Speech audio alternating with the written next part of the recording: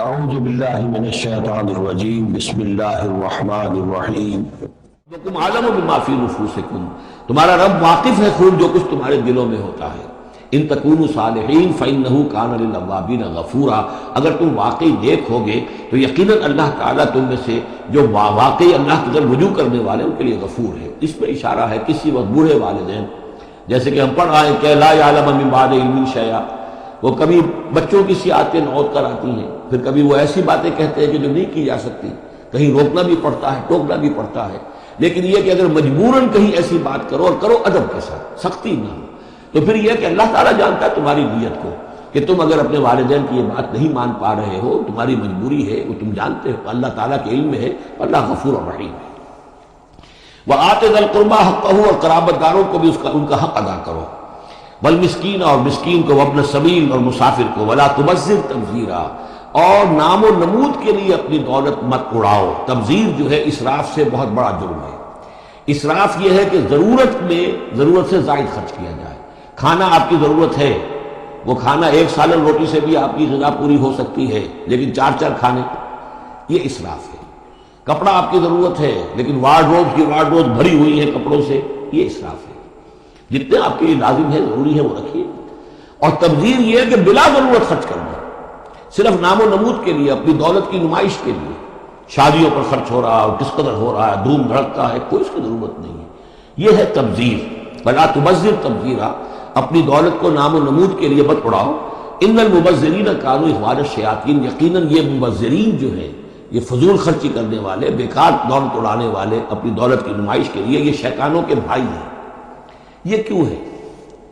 یہ بات جب میری سمجھ میں آئی تھی تو بہت قرآن مجید کے ایک اعجاز کا ایک پہلو مجھ پر منکشف ہوا تھا کہ وہ جو آیت ہم پڑھ چکے سورہ مائدہ میں، شیطان کیا چاہتا ہے؟ انما یرید الشیطان ان یوقع بینکم العداوۃ والبغضاء فی الخمر والمیسر،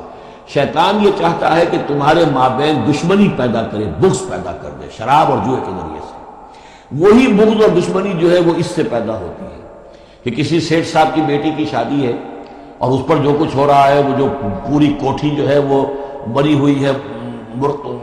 بقائے نور بنی ہوئی ہے اور دھوم دھڑکا ہے۔ اچھا، اسی سیٹھ صاحب کا کوئی شوفر بھی ہوگا، کوئی پہرے دار ہوگا، کوئی مالی ہوگا، کوئی اس کا خانسامہ ہوگا، اس کی بچی شاید بوڑھی ہو رہی ہو،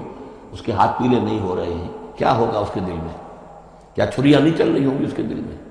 کیا پھر محبت پیدا ہوگی یا نفرت پیدا ہوگی؟ وَكَانَ الشَّيْطَانُ لِرَبِّهِ كَفُورًا، اور یقیناً شیطان اپنے رب کا بہت ہی ناشکرا تھا۔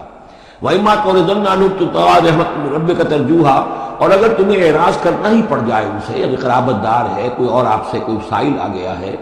کوئی اور ہے جو آپ سے کوئی مدد چاہ رہا ہے، اگر آپ کو اعراض کرنا ہی پڑ جائے، کیوں؟ ابتغاء رحمت من ربک ترجوہا، کہ خود تم اپنے رب کی رحمت کے ابھی امیدوار ہو، یعنی اس وقت تمہارے پاس کچھ نہیں ہے، تم بھی امید میں ہو کہ اللہ تعالیٰ تمہیں بھی نواز دے، تمہارے پاس کچھ نہیں ہے، تو اگر اپنے قرابت داروں سے یا ان سے اعراض کرنا پڑ رہا ہے، فَقُلْ لَهُمْ قَوْلًا مَيْسُورًا، تو بات ان سے وہ کرو کہ جو بڑی نرم ہو، شرافت کے ساتھ، انہیں جھڑکو نہیں۔ وَلَا تَجْعَلْ يَدَكَ مَغْلُولَةً إِلَىٰ عُنُقِكَ، اور نہ تو اپنے ہاتھ کو باندھ لو اپنی گردن کے ساتھ، یہ اصل میں کنایا ہے، استعارہ ہے بخل سے، کہ ہاتھ بندھا ہوا ہے، اس ہاتھ سے کچھ نکل ہی نہیں سکتا، کسی کو کچھ خیر جو ہے وہ مل ہی نہیں سکتا۔ وَلَا تَبْسُطْهَا كُلَّ الْبَسْطِ، اور نہ ہی ہاتھ کو کھول دو پورا کا پورا، یعنی یہ کہ بسا اوقات انسان کے اندر نیکی کا جذبہ اتنا جوش کھاتا ہے کہ سب کچھ اللہ کی راہ میں دے کر خود فقیر ہو جائے، یہ بھی نہیں، بلکہ یہ کہ ایک اعتدال کی راہ ہونی چاہیے۔ فَتَقْعُدَ مَلُومًا مَحْسُورًا، ایک وقت میں جذبات کے رو میں آ کر تو یہ سب کچھ کر بیٹھے، اور بعد میں تم جو ہے بیٹھے رہو گے الزام کھائے ہوئے اور ہارے ہوئے، اور پھر ہو سکتا ہے کہ الٹا یہ خیال ہو کہ کیا حماقت میں کر بیٹھا، مجھے جو ہے ذرا اس میں اعتدال کی روش اختیار کرنی چاہیے تھی۔ اس میں بسا اوقات ایسا ہوتا ہے کہ انسان یہ سمجھتا ہے کہ یہ غریب آدمی میرا رشتہ دار جو ہے، میں اس کی کسی نہ کسی طریقے سے اب اس کے حالات بگڑے ہوئے ٹھیک کر ہی دوں، لہٰذا وہ اپنی امکانی حد تک مدد کر رہا ہے، لیکن حالات ٹھیک نہیں ہو رہے اس کے، تو فرمایا اِنَّ رَبَّكَ يَبْسُطُ الرِّزْقَ لِمَن يَشَاءُ وَيَقْدِرُ، یہ جو ہے کسی شخص کے اوپر رزق کی کشادہ ہو جانا اور کسی کے اوپر رزق کی تنگی ہو جانا، یہ تمہارے اختیار میں نہیں ہے، یہ تیرے رب کے اختیار میں ہے، اللہ کے اختیار میں ہے، لہذا اپنا سا فرض ادا کرو، جو تم کر سکتے ہو معقول طریقے سے، معتدل طریقے سے، متوازن طریقے سے وہ کرو،